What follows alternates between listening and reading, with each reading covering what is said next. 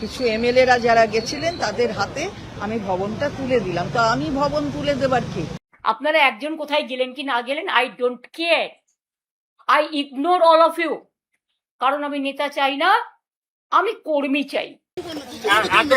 এতদিন মমতা ব্যানার্জি তৃণমূলে হাঁড়িতে মধু ছিল, তাই ওখানে বসেছিল। এখন মমতা ব্যানার্জি তৃণমূলের হাঁড়িতে মধু নাই, সেটা ছাড়তে হবে। সেখানে দাঁড়িয়ে সৌরভ কোথায় গেছে তার জন্য আমি যাব, সেটা ব্যাপার নাই। তাহলে তো আমি সেদিনই চলে যেতাম। কেউ কেউ আবার মৃত্যুও কামনা করছেন, শুনেছি। ফোন করে করে বলছেন কদিন আর বাঁচবে, আর আমি এখনো অনেক দিন বেঁচে আছি। আমি মমতা ব্যানার্জির চরম বিরোধী, তার আমি চরম সমালোচনা করি, কিন্তু তার কাছ থেকে যারা প্রিভিলেজ নিয়ে আজকে এইগুলো তার সাথে আচরণ করছে, তারা আমার নজরে আদর্শচ্যুত আদর্শহীন। আবারও তৃণমূল শিবিরে আরো একটা উইকেট পড়ার পালা। তবে কি এবার তৃণমূল সুপ্রিমোর মায়া ত্যাগ করে অন্য কারোর হাত ধরতে চাইছেন চন্দ্রিমা ভট্টাচার্য? তারও মনে জমেছে অভিমানের মেঘ, যার বহিঃপ্রকাশ করে ফেললেন দলীয় সব পদ থেকে ইস্তফা দিয়ে। কোথায় তাল কাটলো? ছেলে তো আগেই মমতা বিরোধী শিবিরে নাম লিখিয়ে ফেলেছেন, এবার মায়ের পালা। তবে কি এতদিন জল মাপছিলেন চন্দ্রিমা?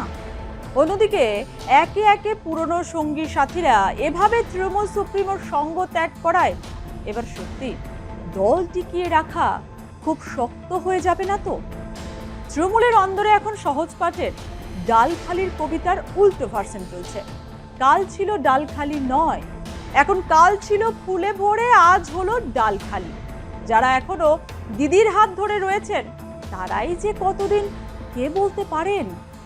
তৃণমূলের রাজ্য সভাপতির পদ ছাড়লেন চন্দ্রিমা ভট্টাচার্য এবং সমস্ত পদে চিঠি দিয়ে নেত্রী মমতা বন্দ্যোপাধ্যায়কে তিনি জানিয়েছেন গত ৩রা জুন যে পদে তাকে বসানো হয়েছিল তা থেকে তিনি সরে দাঁড়াচ্ছেন।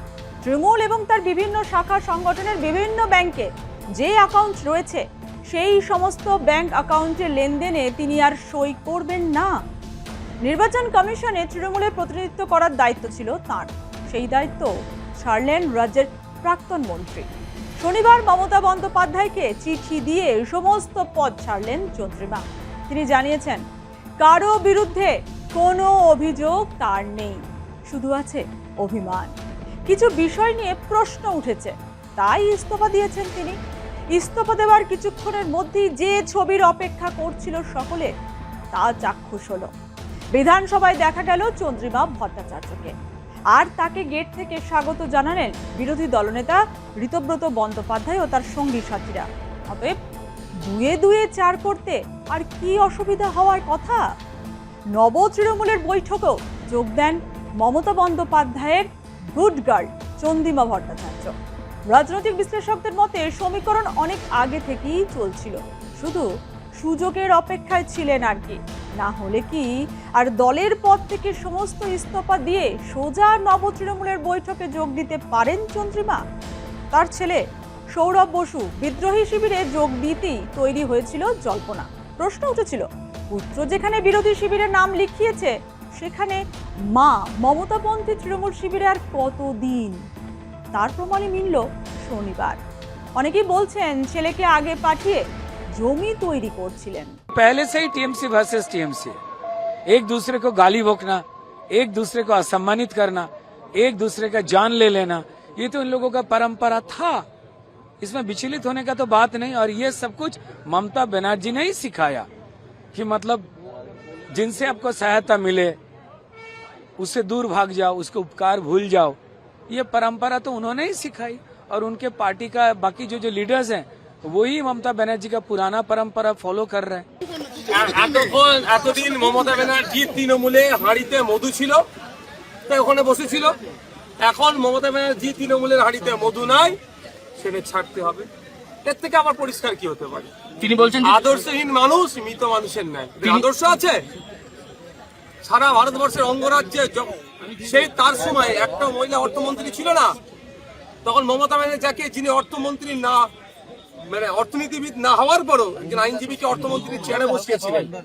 আমি মমতা ব্যানার্জির চরম বিরোধী, তার আমি চরম সমালোচনা করি, কিন্তু তার কাছ থেকে যারা প্রিভিলেজ নিয়ে আজকে এইগুলো তার সাথে আচরণ করছে, তারা আমার নজরে আদর্শচ্যুত আদর্শহীন। এতক্ষণ মনে পড়ছে তা তখনই ছেড়ে দিতে পারতো তো, কিন্তু একাধিক বাজেট পেশ করেছেন, একটা দুটো তো বাজেট পেশ করেননি, তখন ছেড়ে দিতে পারতো।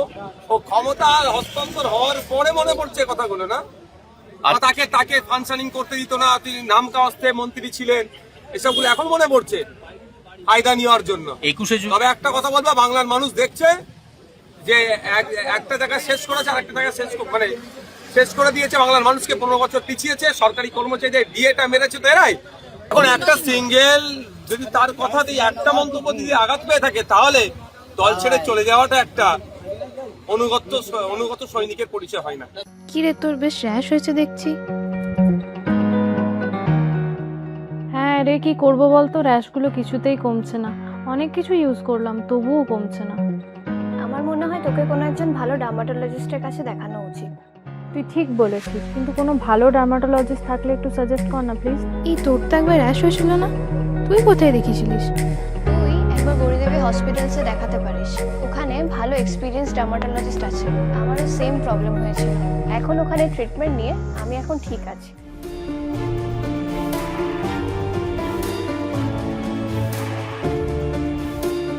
গৌরী দেবী হসপিটাল, রাজবাঁধ, দুর্গাপুর। যোগাযোগ 8001003333, 8001113333।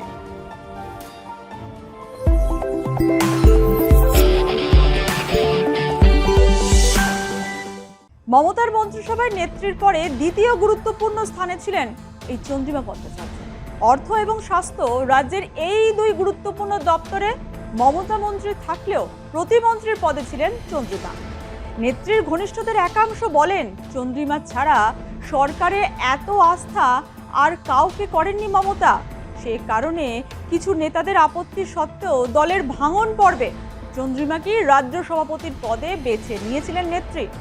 শনিবার মমতা বন্দ্যোপাধ্যায়কে চিঠি লিখে সেই পদ থেকেই সরে দাঁড়ালেন চন্দ্রিমা। তিনি লিখেছেন, ৩রা জুন কালীঘাটের বৈঠকে তৃণমূলের সর্বভারতীয় রাজ্য সভাপতির যে পদে আমাকে বসানো হয়েছিল তা থেকে ইস্তফা দিলাম। বর্তমানে আর যে পদে আমি রয়েছি তা থেকেও ইস্তফা দিলাম। চন্দ্রিমার গলায় এদিন ধরা পড়ে অভিমান। কিন্তু অনেকের মতে, যিনি সবসময় মমতার মন্ত্রিসভায় গুরুত্বপূর্ণ স্থানে ছিলেন, তারও আবার মনে ক্ষোভ জমেছিল, যে ক্ষোভের কারণেই তিনি প্রিয় দিদির হাত ছাড়তে বাধ্য হলেন আর কি। চন্দ্রিমা ভট্টাচার্যের দাবি, তৃণমূল ভবনে গতকাল যা ঘটেছে সেটা নিয়ে তিনি মমতা বন্দ্যোপাধ্যায়ের সঙ্গে কথা বললে উনি বলেন, ভবনটা ওদের হাতে তুলে দিলে। এই কথাটাই নাকি মনে লেগেছে চন্দ্রিমার। তার দাবি, তিনি কিছুই তুলে দেননি। প্রতিদিন যতক্ষণ থাকে ততক্ষণই ছিলেন, তার কাছে কেউ আসেনি। অথচ তাকেই বলা হলো ওদের হাতে তুলে দিলে। আনুগত্য প্রশ্নের মুখে পড়ায় আর দিদির সঙ্গে থাকার ইচ্ছায় ইতি টেনেছেন চন্দ্রিমা ভট্টাচার্য। এই ঘটনাগুলোর পরে তিনি আমাকে ফোনে বলেছেন যে আমি হাতে তুলে দিলাম, মানে এই কিছু এমএলএরা যারা গেছিলেন তাদের হাতে আমি ভবনটা তুলে দিলাম। তো আমি ভবন তুলে দেবার কি? আমি তো জানি না, তারা আমার ঘরেই আসেনি, তাদের সাথে আমার দেখাও হয়নি। আমি বেরিয়ে গেছি, তারপরে তারা ওই ঘরে ঢুকেছে। সুতরাং আমার কাছে ভবন তুলে দেবার কোনো ব্যাপার নেই। সেটাইতেই তো আমি মর্মাহত হয়েছি, বেদনাহত হয়েছি যে আমার বিশ্বাসযোগ্যতা প্রশ্ন চিহ্নের মুখে। হয়তো আমার ব্যর্থতা, আমার কোনো অভিযোগ নেই, তাই জন্যই তো আমি পদত্যাগ করেছি। কাজ করতে আসি, আমি কোথায় বসবো? নিশ্চয়ই সরকার পক্ষের ঘরে জায়গায় গিয়ে বসবো না, আমি তো বিরোধীদের জায়গায় গিয়েই বসবো। তো বিরোধী পক্ষের যে ঘর সেখানে গিয়ে বসেছি, এতে যোগদানের কোনো ব্যাপার নেই। কুণাল ঘোষ বিশ্বাস করবেন কি করবেন না তা নিয়ে আমার খুব একটা মাথা ব্যথা নেই, কিন্তু আমাদের অনেকেই জানে এবং অনেকেই বিশ্বাস করবেন হয়তো। এবং আমাদের এলাকায় গিয়ে, যেখানে আমি থাকি, সেখানে গিয়ে ছেলেদের জিজ্ঞেস করলেও জানতে পারবেন। কুণাল বাবু যদি একটু খোঁজ খবর নেন তাহলে জানতে পারবেন। এর মধ্যে সৌরভ যে 22 তারিখে নভোটেলে গেছে, সেই নভোটেলে যাওয়ার পর থেকে আমি সৌরভের সাথে গতকালের আগে অবধি একটা কথা পলিটিক্স নিয়ে বলিনি। অর্থাৎ নভোটেলে কি আলোচনা হয়েছে, ওখানে কি হয়েছে, সেটা যেমন সৌরভকে আমি জিজ্ঞেস করিনি, তেমনি আমার ওখানে কি হয়েছে ভবনে না কালীঘাটে, তেমনি সৌরভকেও সেই কথা জানায়নি। আমি সেই জিনিসটা মেনে চলি এবং সেখানে দাঁড়িয়ে সৌরভ কোথায় গেছে তার জন্য আমি যাব, সেটা ব্যাপার নাই, তাহলে তো আমি সেদিনই চলে যেতাম, সেটা না। লড়াই করছে, জীবন দিচ্ছে, আজকে প্রায় 14-15 জন সুইসাইড করেছে, মারা গেছে, সুইসাইড এবং মারা গেছে, তাদেরটা কি হবে একবার ভেবে দেখেছেন কি? কোথায় টাকা জমা দিয়েছে কারা, তৈরি করেছে কারা? আজকে কি আপনারা তালা দিয়ে চলে এলেন? এফআইআরও করা হয়েছে, কেন দিলেন? এবং আজকেই তার জন্য কাউকে পদত্যাগ করতে হলো। আসল ঘটনা তার নয়, উনি অনেকদিন ধরেই আমাকে বলছিলেন পদত্যাগ করবেন, কারণ ওনার ছেলে গিয়ে অলরেডি হাত মিলিয়েছেন। আমার তার জন্য কিছু বলার নেই, ভালো বুঝেছে হাত মিলিয়েছে, তাদের লাগেজ ব্যাগেজ থাকতে পারে, কিন্তু আমি তো হাত মেলাবো না। আপনারা একজন কোথায় গেলেন কি না গেলেন, I don't care, I ignore all of you. কারণ আমি নেতা চাই না, আমি কর্মী চাই। আমি সাধারণ মানুষের ভালোবাসা থেকে যেন বঞ্চিত না হই। আমার কারো বিরুদ্ধে কোনো ক্ষোভ বা কোনো দুঃখ নেই। এবং মনে রাখবেন আর একটা কথা, আমি কিন্তু কখনো যেমন উতলাও হই না, আমি কিন্তু হাসি মুখে যে কোনো সংকট কাটিয়ে যাবার লোক। আমার কারো বিরুদ্ধে কোনো ক্ষোভ বা কোনো দুঃখ নেই। এবং মনে রাখবেন আর একটা কথা, আমি কিন্তু কখনো যেমন উতলাও হই না, আমি কিন্তু হাসি মুখে যে কোনো সংকট কাটিয়ে যাবার লোক। কারণ ছাত্র রাজনীতিতে আমার হাতে খড়ি এবং সংগ্রাম করাটাই আমার জীবন। কেউ কেউ আবার মৃত্যুও কামনা করছেন, শুনেছি ফোন করে করে বলছেন কদিন আর বাঁচবে। আর আমি এখনো অনেক দিন বেঁচে আছি, আর আমার পরের জেনারেশনও বাঁচবে, তারপরের জেনারেশনও বাঁচবে, তারপরের জেনারেশনও বাঁচবে। কেউ কেউ মাথা নত করতে পারে, কিন্তু কেউ আবার দলের পতাকাটাকে আঁকড়ে ধরতেও পারে। কাকলি ঘোষ দস্তিদার, ফিরহাদ হাকিম, অরূপ রায়, শতাব্দী রায়, এক এক করে মমতা বন্দ্যোপাধ্যায়ের কাছের মানুষরা তার সঙ্গ ত্যাগ করেছেন। দলের দুর্যোগকালে সবাই আশ্রয় নিয়েছেন নিরাপদ ছাতার নিচে। প্রতিদিনই নিঃসঙ্গ হচ্ছেন তৃণমূল সুপ্রিমো। শেষ পর্যন্ত কাদের নিয়ে টিকে থাকার লড়াই লড়বেন নেত্রী? তাহলে শুধুমাত্র কর্মী আর যুব তৃণমূলই ভরসা? কিন্তু তাতেও তো সন্দেহের অবকাশ থাকছে। অভিষেক বন্দ্যোপাধ্যায়ের দাবি, দলের নেতা বিধায়কদের চাপ দেওয়া হচ্ছে। সেই কথা ধরে তো এই প্রসঙ্গ উঠবেই। তৃণমূল কর্মীদের যারা খারাপ সময়ে লড়বেন, তাদের নিরাপত্তা দেবে কে? সেটা যতদিন না নিশ্চিত হচ্ছে, ততদিন এই ভাঙন রোগ নিরাময় করা যাবে না। চন্দ্রিমা ভট্টাচার্যের দলের পদত্যাগ এই প্রশ্নকে আরো উস্কে দিয়েছে। পাশাপাশি চন্দ্রিমা ভট্টাচার্যের পদত্যাগপত্রের ভাষা নিয়েও রাজনৈতিক মহলে জোর চর্চা শুরু হয়েছে। মমতা বন্দ্যোপাধ্যায়কে পাঠানো চিঠিতে তাকে তৃণমূল চেয়ারপারসন হিসেবে উল্লেখ করেননি চন্দ্রিমা। পরিবর্তে মমতা বন্দ্যোপাধ্যায়কে প্রাক্তন মুখ্যমন্ত্রী হিসেবে উল্লেখ করেছেন তিনি। মমতা বন্দ্যোপাধ্যায় হারলেও মানতে নারাজ তিনি প্রাক্তন, এমনকি তাকে তৃণমূল চেয়ারপারসনও লেখা হলো না। অথচ চন্দ্রিমা ভট্টাচার্য তার পদত্যাগের চিঠিতে মমতা বন্দ্যোপাধ্যায়কে প্রাক্তন মুখ্যমন্ত্রী হিসেবে উল্লেখ করলেন। অতএব অনেকেই বলছেন, সময়ের সদ্ব্যবহার বোধহয় একেই বলে।